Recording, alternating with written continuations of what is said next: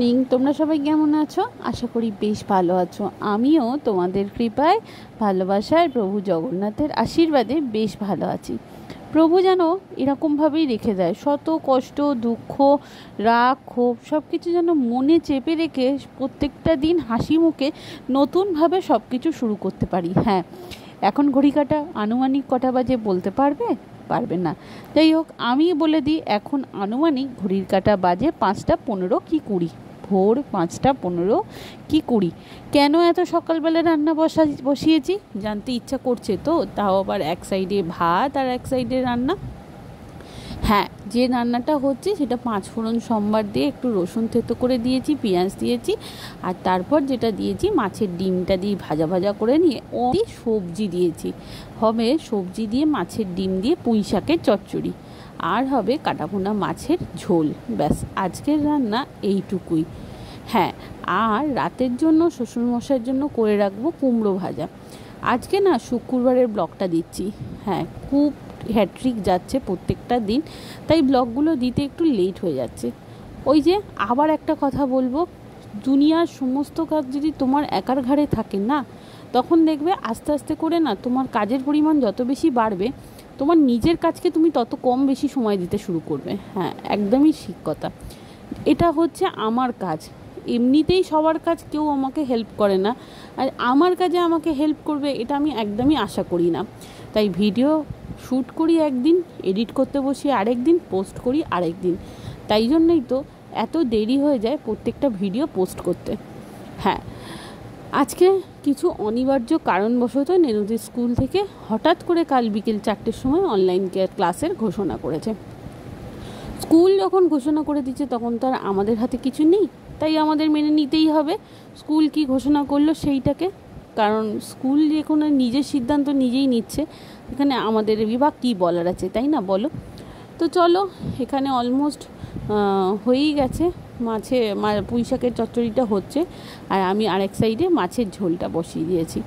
ভালো লাগে না জানো তো, রোজ রোজ একঘেয়েমি জীবন, সত্যি কথা ভালো লাগে না। কিন্তু ওই যে বলেই তো দিলাম, করার কেউ নেই, তাই করতে আমাকে হবেই, সে যত কষ্টই হোক। একটা সময় মনে যে আমি চুপ করে শুয়ে থাকবো, উঠবই না, কিন্তু পর মুহূর্তে আমার হাজব্যান্ড মানে আমার কর্তামশাই আর আমার একমাত্র ছোট্ট নেনু ভদুর কথা মনে পড়ে যায়। তখন আর আমি ভাবি না যে না, আমি রোগ বালাই নিয়ে চুপ করে শুয়ে থাকবো। তখন আমার মনে হয় আমার যতই কষ্ট হোক না কেন, আমাকে উঠতেই হবে আর আমাকে কাজগুলো করতেই হবে। তাই জন্যই তড়িঘড়ি এসে কাজগুলো শুরু করে দেওয়ার চেষ্টা করি। যাই হোক, তোমরা আজকের দিনে কি রান্না করেছিলে মনে আছে?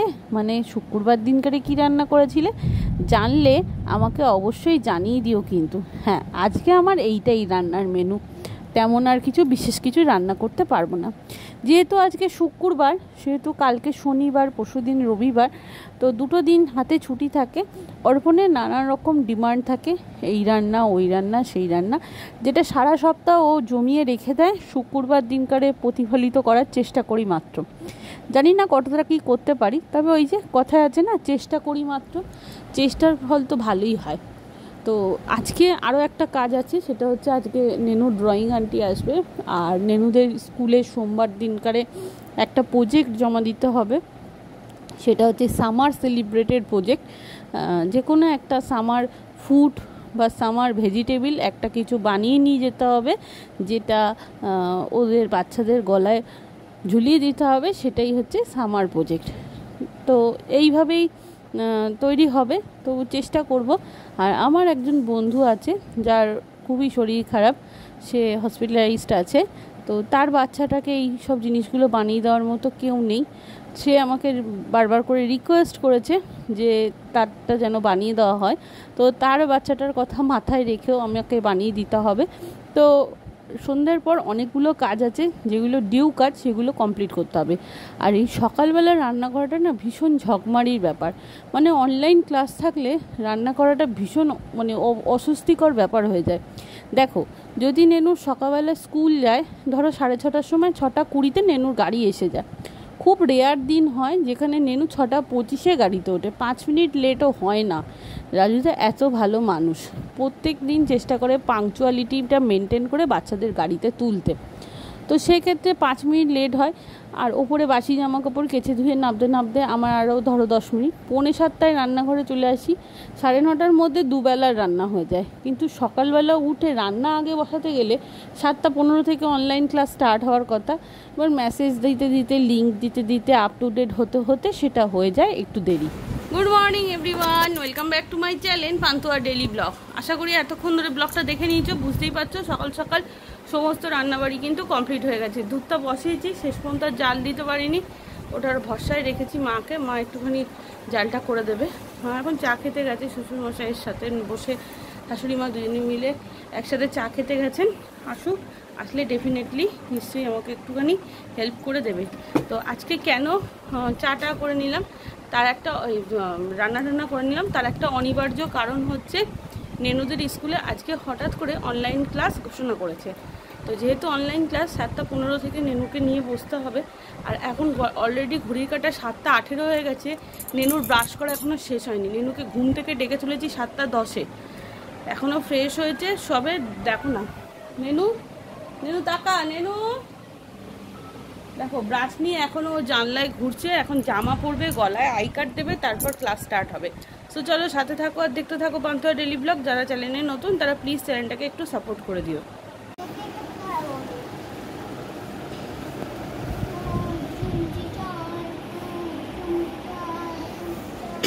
রান্না আর আমার পিছু ছাড়ে না, তো যথারীতি রান্না আমার পিছু ছাড়েনি। অর্পণ অফিস চলে যাওয়ার পর আমার নেনুকে বললাম কি খাবি, ব্রেড বাটার খাবি? বললো হ্যাঁ, বাট আনফর্চুনেটলি দোকানে ব্রেড বাটার সব কিছু শেষ হয়ে গেছে। মানে অ্যাকচুয়ালি ব্রেডটা শেষ হয়ে গেছে, পাউরুটি। তারপরে ভাবলাম যে কি করে দিই। তবে ওকে জিজ্ঞেস করলাম কি খাবি, তো ম্যাগিটা আমি একটু অ্যাভয়েড করার চেষ্টা করি, তো আজকে একটু পাস্তা করে দিলাম। তো ওই 100 মতো, হ্যাঁ বাহ ভেরি গুড, 100 মতো পাস্তা এনে করেছি। 2টো এরকম মিডিয়াম সাইজের আলু দিয়েছি আর 2টো ডিম দিয়েছি, দিয়ে করেছি একটু গোলমরিচ গুঁড়ো দিয়ে, ব্যাস এই করে দিয়েছি পাস্তাটা। ও একটু, আমি একটু, মা একটু, মানে শাশুড়ি মা একটু, 3জনের একটু করে খাবো। এটাই আমাদের আজকের সকালের ব্রেকফাস্ট। নেনুর স্কুলের 2টো খাতার কাজ হয়ে গেছে, আর আন্টিরও 2টো খাতার কাজ হয়ে গেছে। এবার যেটা করবে, শুধুমাত্র আন্টির বাংলা কাজটা করবে, তার আগে বাংলাটা একবার রিভিশন করে নিয়ে করবে। তো চলো নেনুকে রিভিশন পর্যন্ত বসবো, বাংলা লেখাটা পর্যন্ত বসবো। নেনুর বাংলা লেখা হয়ে গেলে টিভিটা চালিয়ে দেবো, চালিয়ে দিয়ে তারপর আমি ঘর ঝাড় দেওয়া, ঘর মোছা, স্নান, পুজো দেওয়া, টুকটাক কটাকটা কাঁচা কেচে দিয়েছি অলরেডি আগেই সকালে, সেগুলো এখনও রোদে আছে, তুলে আনা হয়নি। তো সেগুলো তুলে আনবো, আর কাঁচাগুলো ফের কেচে মিলে দেবো, আর অবশ্যই চান করে নেবো। তো চলো সাথে থাকো আর দেখতে থাকো। সোনুকে পড়তে দিয়ে আসি, আর সোনুর পড়তে যাওয়ার নাম শুনে সোনুর উৎপাত স্টার্ট হয়ে গেছে। দেখতে পাচ্ছ সোনুকে, দেখো সোনু বদমাইশির ডিপো। চলো বাবু এক্ষুনি এসে পড়বে, বাবু আসলেই বেরিয়ে যাব সোনুকে দিতে। ততক্ষণ নিচে গিয়ে অপেক্ষা করি, তাই তো সোনু? তাই তো, এই দেখো বললাম নেনু ড্রয়িং আন্টি আসবে। দেখো ড্রয়িং আন্টি খুব সুন্দর করে জিনিসটা এঁকে দিয়েছে, মাউন্ট বোর্ডের ওপর জিনিসটা হয়েছে, এঁকে দিয়েছে। আর কালার কি হবে সেটা একবার কিভাবে করব সেটা একবার বলে দিয়েছে, মানে দেখিয়ে দিচ্ছে। এবার ওইটাকে সুন্দর করে কালার করেছি আমরা, তারপর আন্টি ওটার ওপর একটা 3D প্রিন্ট করে দিয়েছে। খুব সুন্দর দেখতে হয়েছে, যাতে একটু অরিজিনাল লুকটা আসে। দেখো কত সুন্দর হয়েছে জিনিসটা, আর কাটিংটা আন্টি করে দিয়েছে। কারণ আমার খুব ভয় করছিল, কারণ ফার্স্ট টাইম আমার এটা, তো সেই ক্ষেত্রে আমার একটু ভয় করছিল। তো আমি যখন রাতের রান্নাঘরে আসি না, তখন ঘড়ির কাঁটা আনুমানিক 10:20 বাজে, কারণ এই সমস্ত প্রজেক্টের কাজ কমপ্লিট হয়েছে। ড্রয়িং আন্টি পড়িয়ে আঁকিয়ে বাড়ি গেছেন। তারপর আমি ওপরে ঘরদোর ঝাড়টা দিয়ে পরিষ্কার করে গুছিয়ে তারপর ওপরে নিচে যখন এসছি তখন 10:20 বাজে। তখন সেই কি করব দিশা পাচ্ছি না, হরি হে মাধব গান করব না নাচ করব কিছুই ভেবে পাচ্ছি না। তো সেই রকম হয়েছে আমার দশা। তো নিজের মস্তিষ্ককে নিজের কন্ট্রোলে নিলাম। ভাতটা আমার শাশুড়ি কষ্ট করে এসে কীর্তন থেকে এসে একটু বসিয়ে ফেলেছিল, সেই দিকে একটু লক্ষ্যে। কারণ আমার শ্বশুরমশাই আবার বলেছেন সে রুটি খাবে না, কারণ রুটি খেলে আমি 2টো রুটি বাইরে থেকে কিনে নিয়ে আসতাম।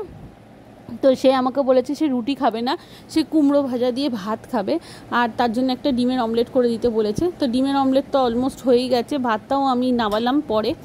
তারপর ওই ভাত হতে হতে যেটুকু সময় চাউমিনটা সেদ্ধ করে নিয়েছি। আর কি করেছি বলো তো, গাজর আর বিনস আর পেঁয়াজ একসাথে করে সুন্দর করে কুচিয়ে নিয়েছি। আর এত তাড়াহুড়োতে কাজ করেছি, তাড়াহুড়োর কাজ শয়তানের কাজ, আগে 2-3টে ব্লগেও বলেছি। ডিমটা যে ঝুড়ি ভাজা করে নেবো আগে ভুলে গেছি। তো চলো, ওটা আধ ভাজা হওয়ার পর ডিমগুলো দিয়ে সুন্দর করে ভালো করে মানে কি বলবো, অনেক নাটক কায়দা মেরে ভালো করে পরিষ্কার করে সুন্দর করে আর কি ভেজে নিয়েছি। তারপর এবার ভালো করে সব জিনিসকে একসাথে করে সস টস নুন টুন দিয়ে সব কিছুকে একসাথে করে ভালো করে ভেজে নিয়ে তারপর চাউটা দিয়ে মিশিয়ে নিলেই মোটামুটি চাউ রান্না কমপ্লিট। যখন আমি অর্পণকে খেতে দিয়েছি তখন ঘড়ির কাটা আনুমানিক 11:15 বেশি, এই 11টা ধরো 11টা মতো বাজে, তখন আমি অর্পণকে খেতে দিয়েছি।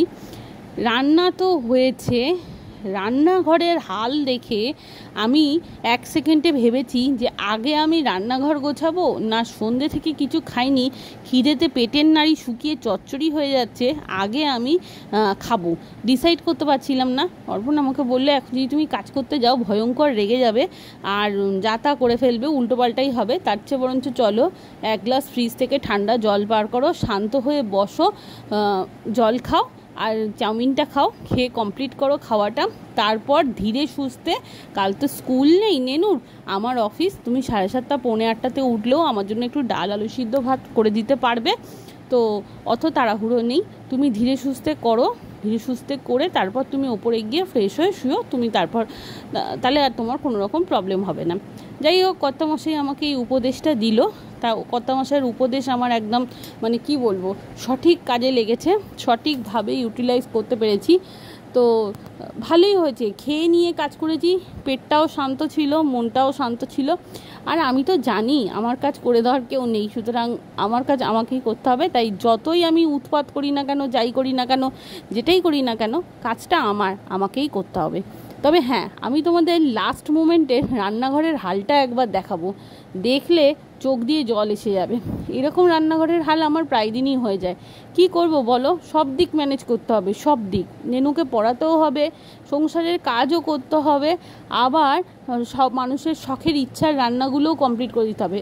সপ্তাহে প্রত্যেক দিন আমার কর্তামশাইকে আমি এই আজ নয় এটা খেতে চেয়েও না, আজকে সোনামুখ করে রুটির তরকারিটা খেয়ে নাও না গো, এইরকমভাবে প্রত্যেক দিন একটা মানুষকে আমি ফোর্স করি, এটা খেও না, ওটা খেও না, সেটা খেও না, না গো আজকে এটা করতে পারবো না, না গো কাল ওটা করতে পারবো না।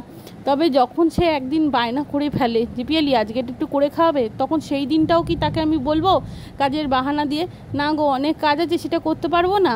আর সেই মানুষটা যখন অনেক বেশি কোঅপারেট হয়, প্রত্যেকটা কাজে যখন আমাকে সে অনেকটা বেশি কোঅপারেট করে দেয়, তখন কি তাকে মুখের ওপর না করা যায় বলো?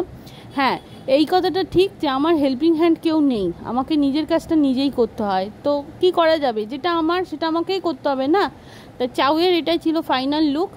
আর এইটা দেখো আমার রান্নাঘরের হাল, গ্যাস দিয়ে, ওপর দিয়ে, নিচ দিয়ে, বটি দিয়ে, কাঁচি দিয়ে, কি নেই বলো, চারিদিকে ছড়িয়ে আছে।